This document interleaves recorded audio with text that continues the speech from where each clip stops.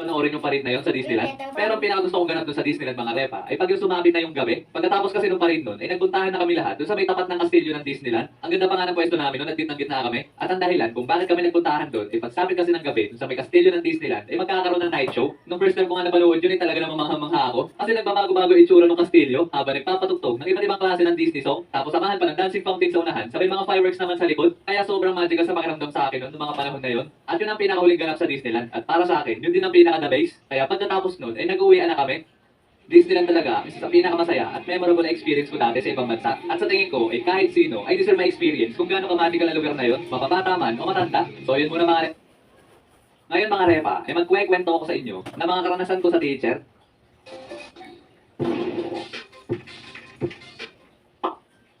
Okay. Bago ko simulan ang kwento, gusto ko lamang sabihin sa inyo mga repa, nakakagaling ko lamang sa sakit, kaya baka manibago kayo sa boses ko. Kaya pagpasensyahan nyo na kung medyo ngungo ang pagsasalita ko. Pero ngayon mga erp, ay magkwento ko sa inyo na mga nakakatawa at hindi ko malilimutang experience sa teacher. At kung isa ka din pasaway na estudyante katulad ko dati, baka na-experience mo na din to. At para naman sa ating mga batang manonood, ay hindi ko kayo kinukonsinte, nagayahin yung mga ikikwento ko dito. Kung ayaw nyo mapagalitan kayo ng mga magulang nyo, kasi pawang mga eksperto lang ang mga nakakagawa nito.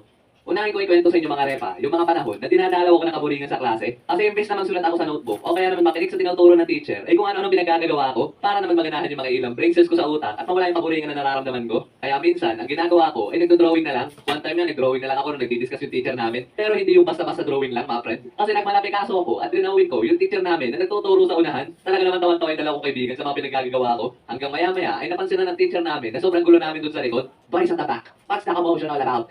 Ma'am, nakita ko po, dinodrawing kayo ni Rio. Ay, aba, magaling ah. At pagkatapos nun, pinatayo ako sa unahan habang nagkaklase para makita daw ng lahat yung aking drawing. Pero hindi pa ito nagtatapos mga repa. Kasi meron pa ako sa nakakatawang experience dati. Nung nabuburingan ako sa klase, yung mga panahon kasi na yun, nagsusulat yung teacher namin sa blackboard. Tapos imbis na isulat ko sa notebook, yung mga sinusulat na sa blackboard, ang inaatupag ko ay yung paggagawa ng eroplanong papel. Tapos nung nagawa ko na, papaliparin ko sana papunta doon sa kaklase kong babae. Pero nung pinalipad ko, napagandaan tayo mga hagis ko. Kasi talaga naman lumipad yung eroplano ko, palibot ng room namin. Kaya naman na po kayong atensyon ng mga klase ko doon sa aking eroplanong papel. Tapos maya-maya, dumiretso yung eroplano ko papunta doon sa teacher namin. Sabay dumiretso doon sa ulo. Ang nakakatawa kasi dito, ay yung teacher namin na yun, malapad ang noo. Yung tipo kalahati ng bunbunan may anit. Kaya naman talagang ang galit ng teacher namin noon. Habang yung mga klase ko ay nagpipigil tumawa. Buti na nga lang hindi nalaman ako yung nagpalipad ng eroplanong papel. Nakakatakot pa naman yung teacher namin na yun pag nagagalit. Kaya nung pagkatapos ng klase, doon lang kami nakatawa. Kasi naging landingan daw ng eroplano, yung noon ni sir. Ang sunod ko na makikikwento sa inyo mga repa, yung nakatingin kami ng tropa ko ng sample, sa aming teacher, pumunta kasi saglit sa office yung teacher namin noong mga panahon na yun. Tapos ito namang isa kong tropa, nagawa ng papel na pinapaputok. Yung pag inampas mo sa hangin, inaputok na malakas. Ako yung mapayapa nga lang nakaupo noong mga panahon na yun. Tapos maya-maya, bigla niyang pinaputok sa tapat ng tenga ko. Talaga namang iging yung tenga ko sa sobrang lakas. At syempre, di tayo mapahig na hindi nakakagante. Kaya gumawa din ako ng akin. Talaga namang lagapakan ng tulog sa classroom dahil sa amin. Tapos maya-maya, hindi namin napansin na nakabalik na pala yung teacher namin. Habang kami, walang kamalay-malay at tuloy pa din sa magpapaputok ng papel. Sinisitsitan na nga kami ng isang kaklase namin nun, pero hindi namin naririnig. Hanggang maya-maya, may bigla na lang lumipad papunta sa amin na flying notebook. Buti na nga lang hindi kami natamaan at sa pagitan lang namin dumaan yung notebook. Tapos pagtingin namin, nakatitig na sa amin na nakakatakot yung aming teacher. Lapit kayo dito. Yung pinaglalaroan nyo. Tapos nung paglapit namin, kinapita kami dalawa ng kaibigan ko sa anit. Nung aming teacher, sabay hinila pataas. Talaga namang mapapatingkayad ka na lang sa sakit. Kulang na nga lang magsayaw kami ng bali ng mga oras na yun. Kasi talagang tingkayad kami. Sure ako sa mga batang 90s dyan, alam na kung gaano kasakit yun. Kasi sa tingin ko, hindi na ginagawa yun ng mga teacher ngayon. Kasi dati talaga, pag napuno sa'yo yung teacher, bihadang may lilipat papunta sa'yo, meron pa nga na mamalo ng ruler o kaya naman meter stick. At kung ano-ano pa, buti na nga lang yung pangihila lang sa anit ang naranasan ko nun. Sunod ko naman ikikwento sa inyo mga repa, isa sa nakakatawa at hindi ko malilimutan pangyayari sa school. Noong mga panahon kasi na yun, nasa kalagitnaan kami ng aming klase. Hindi ko natanda kung napasandal ba yung teacher namin sa blackboard o kaya naman nakaupo siya doon sa table na may chalk. Basta nangyari nun, nagkaroon yung teacher namin ng mataming chalk. Kupila na yung class niya. Kaya ang kinalabasan, hindi makatuturo ng ayos si sir. Kasi pumagpag na siya ng pumagpag sa punan niya. Noong mga panahon pa naman yun, nakaupo kami ng mga tropa ko sa unahan. Tapos bigla lumapit sa amin si sir. Sabay tinanong doon sa isang tropa kung madumi ba daw yung puwet niya. Tapos itong tropa ko na to, lutang ata ng mga oras na yun. Kasi ang ginawa niya, ay kinamot yung puwet ng teacher namin. Oh yeah. Ang gulat ko nga nung ginawa niya yun. Kaya napatawa na lang kami lahat dun sa room nung ginawa yun ng tropa ko. Sabay yung teacher namin ay napahiya yata kaya sobrang galit dun sa tropa ko. As in hindi na nagklase, nag-sermon na lang magdamat. Pahirapan nga ako magpigil ng tawa nun. Kasi baka madamay ako sa sermon. Kaya naman tawanan kami malala pagkatapos ng klase. At natanga daw yung tropa namin ng mga oras na yun. Kasi ang sinabi ng teacher namin noon ay kung madumi. Pero ang pagkakarinig pala ng tropa ko ay kamote. At dahil sa lutang daw siya, ay hindi na daw niya inisip kung bakit. Kaya kinamot na lang daw niya. Meron din ba kayo mga paboritong teacher, mga repa? Kasi ako, meron ako mga paboritong teacher dati na excited ako pag sila na yung magtuturo. Yung isa kong paboritong teacher ay minsan na magturo. Kasi imbis na magturo siya, ay ang ginagawa niya, ay kinakwento na lang niya yung buhay niya sa amin. Tawan-tawa nga kami ng mga tropa ko, so tuwing nagkwento yung teacher namin na yun. Yung tipong mapi ang subject, pero ang tinuturo niya sa amin, ay kung paano manghuli ng paniki. Yung sunod ko naman na paboritong teacher, ay minsan na lang din magturo. Kasi ang lagi niya pinapagawa sa amin, ay maggamas at maglinis sa school. At dahil saglit na lang naman niya kami bantayan, ang ginagawa na lang namin ng mga tropa ko, ay maglalaro, imbis na maggamas. Ito naman sunod ko na paboritong teacher mga repa, ay excited na excited kami ng mga tropa ko pag siya na yung magtuturo. Kasi minsan, hindi na siya nagtuturo at pinapanood na lang kami ng pelikula. One time nga, pinanood kami ni sir ng Every Child is Special. Ay walang joke mga repa, talaga namang iyakan kami lahat sa classroom. So yun muna mga repa. Kayo, ano na mga nakakatawa at hindi nyo malilimutang experience sa teacher? Abay, share nyo naman yan dyan sa baba. At maraming salamat din pala sa ating 700k subscribers. Malapit na tayo mag 1 million mga repa. Yes naman. Kaya ako hindi ka pa nakakapag-subscribe, ay mag-subscribe ka na at hit mo na rin ang bell. Grabe ba? Ang init. Dalawang electric pa na nga ginagamit ko pero sobrang init pa din. Mabuksan nga bintana baka mahangin sa labas.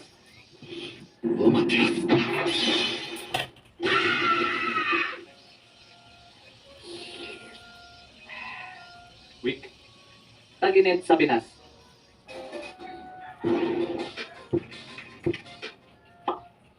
Okay. Kumusta naman kayo mga repa? Sobrang init din ba dyan sa inyo? Kasi dito sa amin, ay sobrang init. Kaya naisipan ko na magkwento sa inyo ng mga ganap ko sa tuwing sobrang init ng panahon. Minsan kasi sobrang init talaga dito sa kwarto ko sa tuwing tanghali. As in parang oven. Nasa second floor kasi yung kwarto ko kaya siguro naiinit na sobra dito. Pero one day, isang araw, ay talaga namang magpapa-aircon ako. Kasi parang hirap na itong electric fan ko dito. Kasi minsan, pag mainit ang panahon, ang init din ang hangin na nilalabas na ito. Pero ops lang yan mga friend kasi ikaw ang best partner ko ngayong tag-init. Pero meron ako isang ayaw na mangyari. Sa tuwing sobrang init ng panahon, yung tipong tarik na tarik yung araw, tapos bigla magba-brown out, yung ang himbing ng tulog mo ng mga oras na yun, yung sa sobrang himbing, hindi ka basta-basta magising, yung kahit tawagin ka mo ng paulit-ulit, o kaya naman ay kalabugin yung pinto ng kwarto mo, ay wa-effect sa'yo, pero pag nag-brown out, tapos namatay ang electric fan mo, ay talaga namang gising agad. Minsan pa naman araw-araw brownout dito sa aming lugar. Tapos sinasakto pa talaga nila na tanghali. Talaga namang mapapadasal ka na lang ng Latin sa sobrang galit. Pero buti na lang, ay meron mga generator ang mga mall dito sa amin. Kaya pag di ko na talaga kaya ang init, ay magmumotor ako papuntang mall para magpalamig. Ang gagawin ko yung diretso tambay ako dun sa may aircon. Sabay inom ng napakalamig na soft drinks.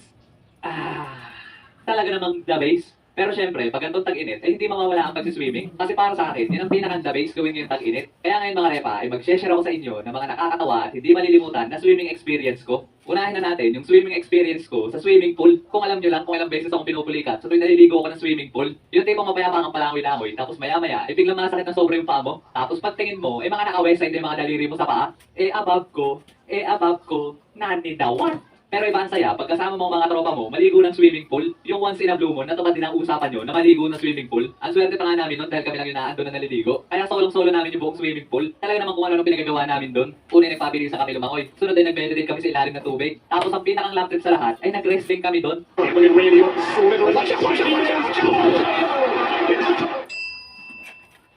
Pero meron akong isang hindi malilimutan na experience sa swimming pool. Family outing namin nun. Tapos sobrang daming naliligo sa pool na mga oras na yun. Kaya nandun lang ako kapayapa nagbababad sa may gilid ng pool. Tapos maya-maya ay may biglang umahon sa tabi ko. Tapos biglang yumakap sa akin. Ang gulat ko nga nun. Tapos nung pagtingin ko,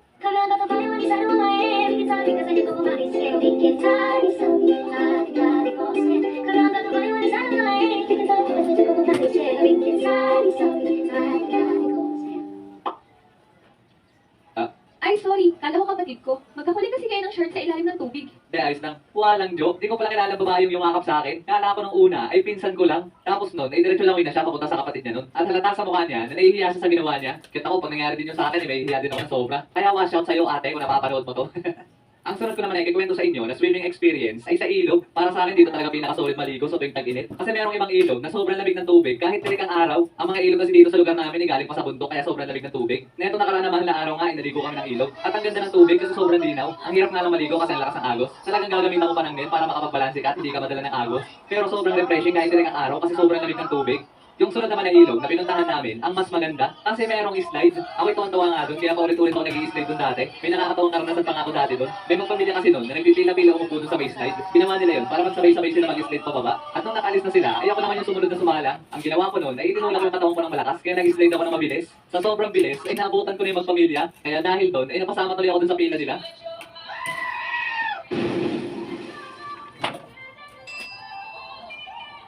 Yan. Ang sunod ko naman ay kikwento sa inyo na swimming experience ay sa dagat. Isa rin to the base na puntahan pag yung panas na panas ka na sa buhay mo. Kasi bukod sa nakakapagpabad ka na sa tubig, ay sobrang lakas din ang hangin dito. At para naman sa mga hindi pa nakakaalam, ay laking dagat ako. Nakatira kami dati malapit dito. Kaya madalas ako maligo ng dagat. At dito na rin ako natutulumangoy. At syempre, dito na rin ako muntik malunod. Yun na talaga, ang pinaka hindi ko malilimutang experience sa dagat. Tawag kasi ang dagat noon nung naliligo kami ng mga pinsan ko. At dahil sa bubwit pa ako noon, isa pang pala ako naliligo. Di katulad ng mga pinsan ko na marunong lumangoy, kaya naandun sila sa malalim na parte ng dagat. At dahil ako lang mag-isa na nasa pangpang, ay nahili ako sa kanila kasi nakakapaglaro sila doon. Kaya ang ginawa ko, ay dahan-dahan ako naglakad papunta sa kanila. Kasi ang iniisip ko noon, ay baka kaya ko rin yung ginagawa nila. Sabay nung pagkakpa ko ng isa, ay wala ako nakapana buhangin. Sabay diretso lumog ako. Talaga namang pinagsisiyan ko yung mga decision ko sa buhay noon. Kaya nagpanik ako bigla. Nakalunok at nakasimot pa nga ako ng tubig dagat. At sobrang sakit sa pakiramdam mga repa. Kaya sa mga batang manonood, ay lagi kayo mag-iingat pag magsiswimming kayo. Doon lang kayo sa mababa pag hindi pa kayo maalam lumangoy. At huwag na huwag niyong tutularan yung kwento ko dito. Okay? Kasi tawang mga eksperto lang ang mga nakakagawa nito.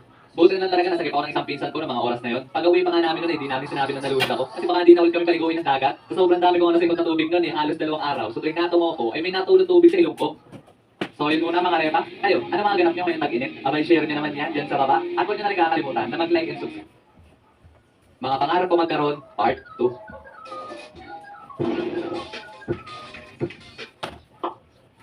Okay. Isa din ba kayo sa mahilig mangarap na mga bagay na imposible naman magkatotoo? Kasi ngayon, ay magkwekwento ulit ako sa inyo na mga bagay na pangarap ko magkaroon, yung mga bagay na sa imagination mo lang talaga magkakatotoo. O sino na mga nakapanood ng Dragon Ball dito? Taas kamay!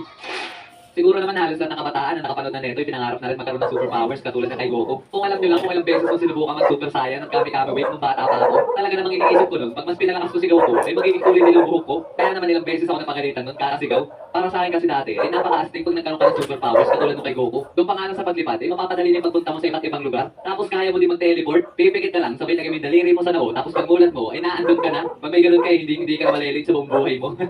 Kahit nga yung bulsa ni Doraemon ay pinangarap ko na rin magkaroon. Kasi pwede ka din makalipad doon gamit ng hélice na nilalagay sa ulo. At pwede ka din doon mag-teleport gamit ng mahiwagang pinto. At marami pang malulupit na bagay na pwede mong bunutin sa bulsa na yun na makakatulong sa'yo. Tapos pwede ka din doon maglagay na kahit anong bagay. Kahit gaano man yan kalaki. Kahit kasing laki ng rep, kakasya yan. Kung gusto mo pa nga buong bahay nyo. O kaya naman, pag may kinakabusitan kang isang tao, ibulsa mo.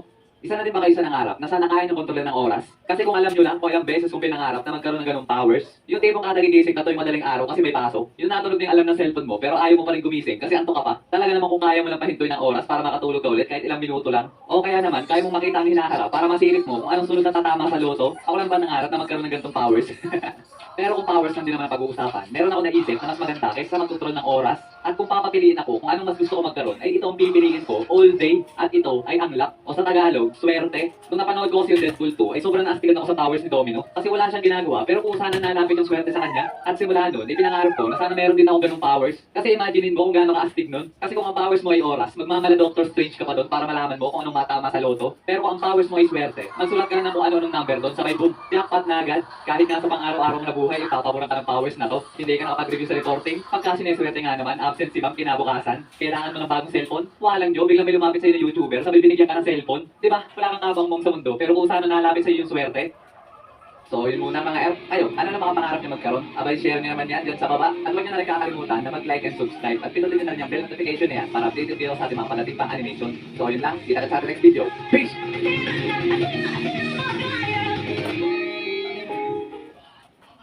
Mga pangarap ko magkaroon.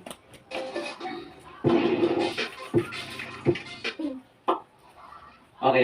Isa din ba kayo sa mahilig mangarap na mga bagay na imposible naman magkaroon? Yung mga bagay na sa imagination mo lang talaga magkakatotoo? Kasi ako, ay sobrang dami ko ng bagay na pinangarap na magkaroon at gusto ko itong i-share sa inyo kasi baka isa na din kayo sa mga nangarap na magkaroon ng ganito katulad ng Relo de Benten. Isa na din ba kayo sa nangarap na magkaroon nito? Kasi nung bata pa ako, sa kaaligan ko sa panonood ng Benten, ay gustong-gusto ko magkaroon nito Omnitrix.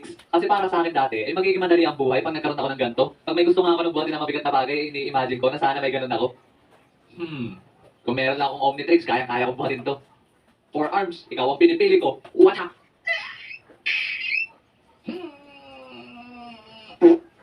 Kahit nga sa tuwing nakikipaglaro ako ng habol-habulan, ay yung pa din ang ini-imagine ko. Bilis naman yung masyado. Kung meron lang akong Omnitrix, kaya ko siya kabuta pag nag-accelerate ako. Pinangarap ko na nga din dati na sana magkaroon ako ng superpowers na kaya mag-refill ng mga bagay na naubusan na ng laman. Yung tipong ang sarap ng kain ko ng Nova, tapos hindi ko namamalayan, ay dadalawang piraso na lang pala yung laman. Pero gusto ko pa kasi bitin. Kaso ang problema ay wala na akong pera. Ay, kung may powers na ako, na kaya ko ulit kunin ang laman nito. Pantusawa ako makakain ng Nova. Imagine niyo kung gaano kaganda yung powers na yun. Kasi pag naugutom ka o kaya na may nauuhaw ka, ay hindi mo na kailangan pang bumili sa tindahan. Diretso ka na lang doon sa basurahan at mamili ka doon kung anong gusto mong kainin. Sabay i-refill mo na lang. Di ba? Unlimited pagkain. Pero kung unlimited na din naman ang pag-uusapan, isa na din ba kayo sa nangarap na magkaroon ng unlimited na pera? Kasi pinangarap ko to dati, nag-iipon ako ng pera, pambili ng cellphone, as in araw-araw ko nagtitipid sa baon ko para makaipon lang. Kaya pinangarap ko nun na sana meron akong wallet na hindi na uubusan ng laman. Yun lagi may laman na 1,000. At pag kinuha mo, ay magkakaroon ulit ng panibagong 1,000. Wow, amazing! Makakalimutin din ba kayo katulad ko? Ako kasi, madalas ko makalimutan yung mga gamit ko kung saan ko nalagay. At pag nangyayari yun sa akin, ay lagi kong hinihiling na sana meron akong salamin na kaya mag-scan ng paligid ko. Yung kaya agad makita kung nasan yung hinahanap ko. Imagine niyo kung gaano kadaming oras masisave nyo kung meron kayong ganun. Yung day kung malilate ka na sa school, pero saglit mo na lang mahanap yung kabiyak ng medyas mo. O kaya naman pag natagtag to sa yung earphones, lagi pa naman ako hirap na hirap maghanap na itong earbuds na to pag natatagtag. Kailan pa ba may invent yung salamin na makikita agad yung hinahanap mo? Isa na din ba kayo sa nangarap na sana kaya nyo ibalik sa dati, yung haba ng buhok nyo? Madalas kong pinapangarap na meron ganito akong powers. Sa tuwing ang pangit ng gupit sa akin ng barbero, yung tipong pinagupit mo yung fade, pero ang binupit sa'yo ay stay at home cut. Buti sana akong bakasyon. Eh kaso may pasok, eh di man to sa akong panlalait na matatanggap mo pagpasok mo sa school. Tapos ang masama pa niyan, ay ilang linggo mo rin dadalhin yung itsura mong ganyan. Kaya naman talaga mapapaisip ka na sana meron kang superpowers na kaya mong ibalik sa dati yung buhok mo. Di na talaga ako magpapagupit dun. So, yun muna mga repa. Kayo, ano-ano mga pangarap niyo na magkaroon na imposible naman magkatotoo? Abay, share niyo naman yan dyan sa baba. Kasi ako, ay marami pang ikikwento sa inyo. Kaya kita-kits na lang sa part 2. Kaya huwag niyo kakalimutan na mag-like and subscribe. At pinutin niyo na rin yung bell notification na yan para updated kayo sa ating mga padating pang animation. So, yun lang. Kita-kits sa ating next video. Peace!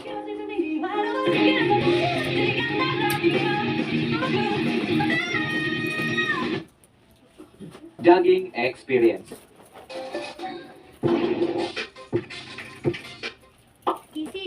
Okay. Ngayon mga repa, ikikwento ko sa inyo ang mga panahon na araw-araw ko nagja-jogging. Meron ako dito nakakatawa at hindi malilimutang experience na gusto kong i-share sa inyo. Kasi, bakit naman hindi, di ba? Kaya naisipan ko ikwento sa inyo to mga repa. Kasi naalala ko yung mga panahon na araw-araw kami nagja-jogging ng mga kaibigan ko. Ngayon kasi napansin ko na parang ang bilis ko na mapagod at pagpawisan. One time nga hinabol ko yung aso namin na nakaalpas. Walang joke pre, ilang minuto lang ako tumakbo, ay pawisan na ako, sabay hingal-hingal pa. Hindi katulad dati na maghapon magdamag na ako naglalaro, ay bahagya na ako mapagod. Nagsimula itong pagja-jogging namin nung nagkayaan kami ng mga kaibigan ko nung high school. Yung tatay kasi ng kaibigan ko, ay lagi siya sinasama mag-jogging tuwing umaga. Kaya nang bumalik na yung tatay niya sa ibang bansa, ay kami niniyayaan niya mag-jogging tuwing madaling araw. At lahat kami pumayag kasi mukhang masaya. Pero ang hindi ko alam ay doon ko pala mararanasan ang pagod na hindi ko pa nararanasan sa buong buhay ko. Sabay nung kinagabihan na at matutulog na ako, ay nakalimutan ko pa nga na kinabukasan na pala na madaling araw kami magja-jogging. Kaya nung sumapit na alas 4 ng umaga, ay nalimbungatan ako dahil may nakatok sa bintana ng kwarto ko. At grabe ang takot ko ng mga oras na yon kasi akala ko, iniingkanto na ako.